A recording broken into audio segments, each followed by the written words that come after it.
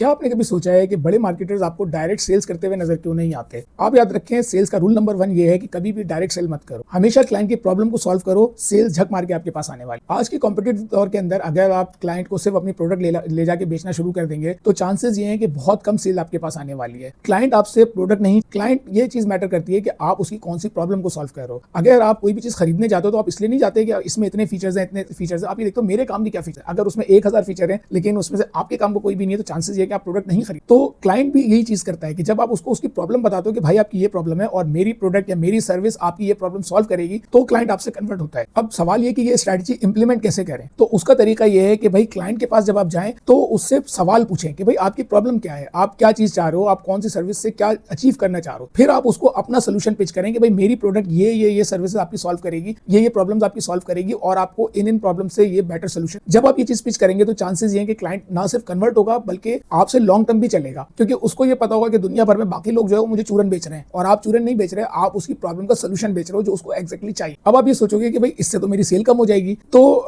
Guarantor एक institute है, उसकी जो स्टडी है वो ये कि अगर आप क्लाइंट के पास उसकी प्रॉब्लम का सोल्यूशन लेके जाओगे तो चांसेस ये हैं कि 20% सेल्स आपके पास ज्यादा होगी और ऐसे क्लाइंट्स आपके पास लॉन्ग टर्म रिटेन करेंगे। अगर आपको ये वीडियो समझ में आई है तो इस तरह के इन डेप्थ एनालिसिस और रिसर्च बेस्ड डाटा के ऊपर आप मुझे मेरे यूट्यूब चैनल को सब्सक्राइब कर लें और मुझे फेसबुक के ऊपर भी लाइक करें।